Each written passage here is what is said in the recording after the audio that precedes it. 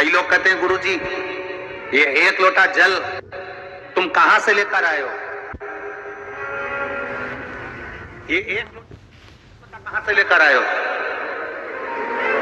जो दुनिया के लोग शिव महापुराण पर उंगली उठाए, शंकर जी की पूजन पाठ पर उंगली उठाए, उनको ये कथा जरूर सुना देना कि एक लोटा जल कहां से आया, उस एक लोटे जल का महत्व कहां से आया। आप लोग एक लोटा जल चढ़ा रहे हो तो सीओर वाले महाराज पर कोई एहसान नहीं कर रहे हो, ना महादेव पर एहसान कर रहे हो। एक लोटा जल अगर आप शिव जी के मंदिर में चढ़ा रहे हो तो तुम एहसान नहीं कर रहे हो, तुम अपने 7 पीढ़ी का नहीं।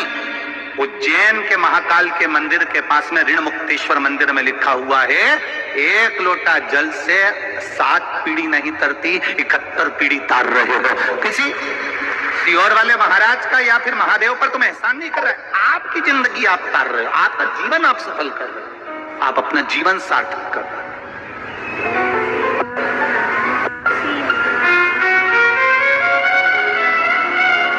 इस कहां से आया एक लोटा जल?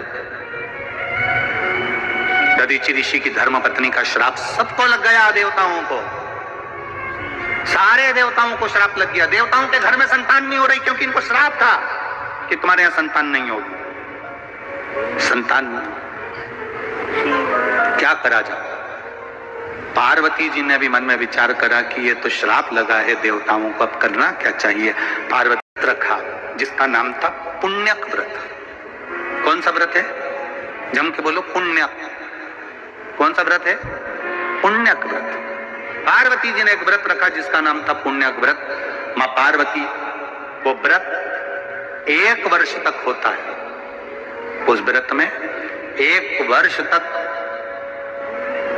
भगवान का पूजन करना, 1 वर्ष तक किसी न किसी वृक्ष के नीचे बैठकर भगवान की पूजन करना, 1 वर्ष तक वृक्ष के नीचे बैठकर उसी पत्ती का सेवन करना जिस वृक्ष के नीचे बैठे। ये पुण्यक व्रत माता पार्वती जी ने करा 1 वर्ष। किस लिए करा था? श्रेष्ठ संतान की प्राप्ति के लिए, श्रेष्ठ पुत्र की प्राप्ति के लिए। दिल से अगर कुछ करोगे, दिल से आप भगवान से प्रार्थना करोगे तो वो दिल से देता भी है। एक पत्र आया, देखो।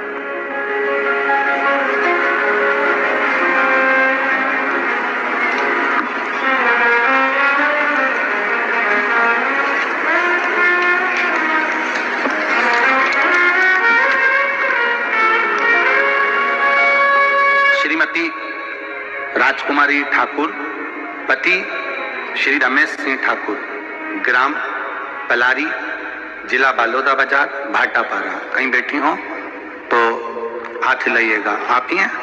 दोनों हाथ हिला दो एक बार। श्री शिवाय नमस्तुभ्यम। एक बार वापिस हिला दीजिए। श्री शिवाय नमस्तुभ्यम।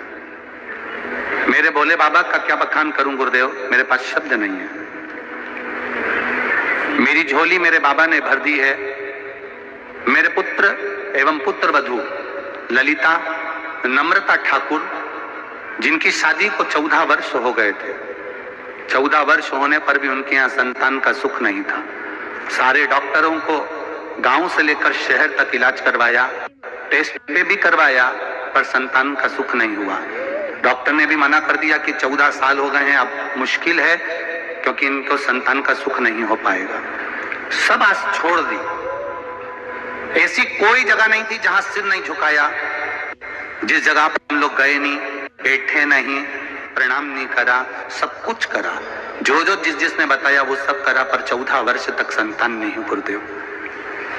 4 वर्ष तक हमने सारे उपाय करे, 10 वर्ष हमारे ऐसे ही निकल गए, हमने फिर छोड़ दिया बाबा पर। 14 साल हो गए। 14 वर्ष के बाद महापुराण की कथा टीवी पर आई। तब मेरी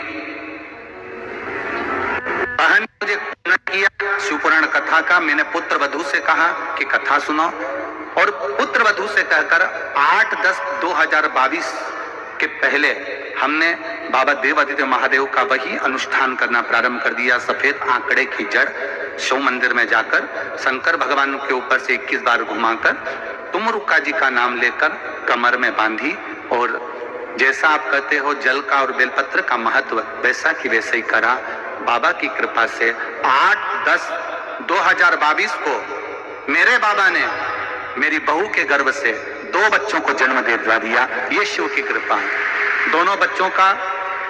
और देखिए गुरुदेव, जहां पर डॉक्टर बोल रहे थे एक संतान नहीं होगी, मेरी बहू के गर्भ से एक पुत्र भी हुआ और एक पुत्री भी हुई है। दोनों के फोटो लगा रही हूँ, उनके फोटो भी मैं लगा रही हूँ, आप फोटो भी देख सकते हैं।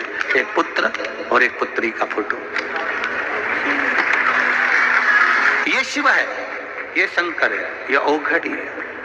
मैं एक पुत्र और एक पुत्री का फोटो भी लगा रही हूं, जो 14 वर्ष के बाद एक पत्र हो रहे, देखिए।